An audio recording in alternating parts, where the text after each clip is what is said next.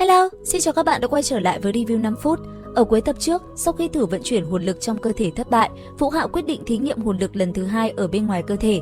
Hắn xoay hồn lực trong lòng bàn tay, áp xúc nó thành một cái phễu thể rắn.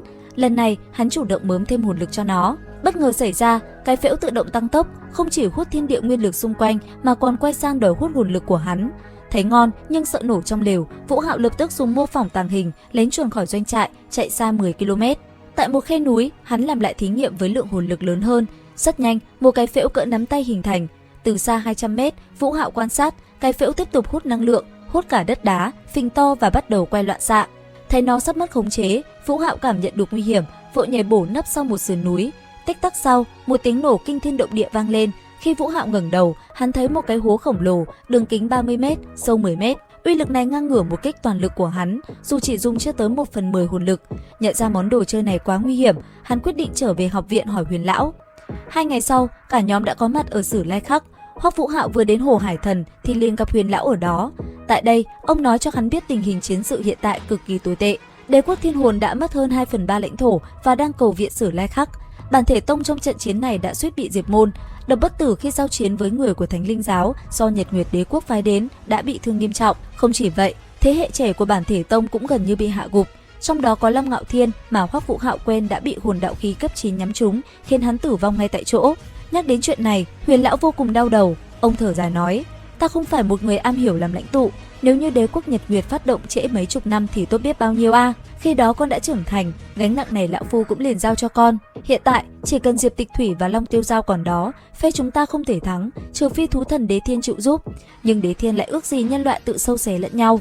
Nghe vậy, Vũ Hạo đề nghị đi tìm Đế Thiên trợ giúp, thế nhưng Huyền lão buồn bã nói: "Vô dụng, hắn chỉ bảo vệ con thôi." Sau khi bàn xong chuyện chính, Hoắc Vũ Hạo lập tức kể lại toàn bộ vụ cảm nhận sức mạnh của Đế Thiên và cái thí nghiệm hắc động liều mạng lần trước. Nghe xong, Huyền lão cũng liền biến sắc, ông cảm thán nói: "Tiểu tử này lá gan cũng quá lớn." Ở phía đối diện, Hoắc Vũ Hạo nghi vấn hỏi: "Huyền lão, sau hồn đấu la rốt cuộc là thế nào? Hồn lực hắc động của Đế Thiên là sao?" Huyền lão không giấu giếm, ông bắt đầu giảng giải. Khi đạt đến phong hào đấu la 90 cấp, hồn lực sẽ từ lỏng hóa rắn, tạo ra hồn hạch. Đây là bình cảnh lớn nhất. Tiếp đến, một khi đạt đến cấp 95, có đủ tinh thần lực để điều khiển hồn hạch thì hồn lực sẽ chuyển hóa tự do sang lỏng hoặc khí. Đạt đến cấp bậc cực hạn đấu la, phải mở được hồn hạch thứ hai ở ngực hoặc mi tâm. Mục lão, Long Tiêu Giao, Diệp Tịch Thủy đều đi đường này. Riêng Đế Thiên không mở hồn hạch thứ hai mà dùng lực lượng không gian để chứa hồn lực. Nghe xong, Hoắc Vũ Hạo nghi vấn hỏi: "Huyền lão, vậy nếu con lúc này làm thành hồn hạch sẽ xuất hiện tình huống như thế nào?" Ở phía đối diện, ông cười lớn đáp: "Không thể nào, con mới là hồn thánh, cường độ thân thể không đủ, trực tiếp liền sẽ bạo thể mà mất mạng."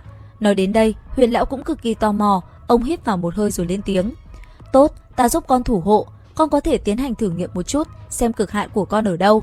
Nghe một lời này, Hoắc Vũ Hạo không nói nhiều, lập tức bắt đầu. Hắn đưa hồn lực Huyền Thiên Công ra lòng bàn tay, xoay tròn, áp xúc, hồn lực lỏng dần trở nên sền sệt, rồi biến thành thể rắn. Lần này, cái phễu lập tức hút năng lượng điên cuồng từ Hoàng Kim Thụ trong Hải Thần Các. Dưới sự bảo trợ của Huyền lão, Hoắc Vũ Hạo tiếp tục rót hồn lực vào. 50%, 60%, 70%, đến 80% hồn lực bị rút cạn. Hoắc Vũ Hạo bắt đầu tái mặt, run rẩy, mồ hôi đầm đìa, hắn sắp không trụ nổi. Đột nhiên, một màn kỳ dị xuất hiện, cái phễu màu trắng ngà bắt đầu chuyển sang màu vàng kim. Huyền lão chấn động hô lên: "Vũ Hạo, chịu đựng, hồn lực thể rắn của con đã thuộc tính hóa, nói không chừng thật có thể tạo dựng hồn hạch." Hoắc Vũ Hạo nhận ra cái phễu đang dung hợp thuộc tính tinh thần của linh mâu, nhưng hắn đã cạn kiệt hồn lực. Huyền lão chuẩn bị ra tay, cưỡng ép phá hủy cái phễu để bảo vệ hắn. Đúng lúc này, Thiên Mộng Băng Tầm xuất hiện rồi lớn tiếng nói: "Tiếp tục, có ca đây." Dứt lời, Thiên Mộng bơm thẳng lực lượng bản nguyên 1 triệu năm tu luyện của mình vào cơ thể Hoắc Vũ Hạo. Huyền lão đứng hình toàn tập, lão không hiểu cái pin dự phòng này từ đâu ra, chỉ thấy hồn lực của Hoắc Vũ Hạo bùng nổ trở lại. Được buff, cái phễu vàng kim tiếp tục phình to, bắt đầu xuất hiện các vết nứt không gian màu đen và nó bắt đầu hút cả lực lượng không gian. Lúc này, ở cách đó không xa, Ngôn Thiểu Chiết và mấy vị phong hào đấu la nhìn thấy dị tượng trên trời thì vô cùng chấn động. Bọn họ còn tưởng có ai đó đã đột phá lên siêu cấp đấu la. Lát sau, Thiên Mộng Băng Tầm đã dùng cạn bản nguyên, thân thể bắt đầu mờ dần. Hoắc Vũ Hạo cũng tới cực hạn, hắn cắn răng nói: "Thiên Mộng ca tốn hao đại giới trợ giúp mình, vô luận như thế nào, mình cũng phải trụ vững." Dứt lời, hắn tung ra đòn linh hồn trùng kích cuối cùng, dồn toàn bộ tinh thần lực vào cái phễu. Cái phễu đang xoay cực nhanh bỗng dừng lại, không gian sụp đổ. Khi Hoắc Vũ Hạo mở mắt, cái phễu đã biến mất, thay vào đó là một vòng xoáy hắc động đen kịt, hình dạng giống hệt một con mắt. Đến đây thì cũng hết tập 126 tuyệt thế đường môn 2. Xin chào và hẹn gặp lại các bạn ở những video tiếp theo.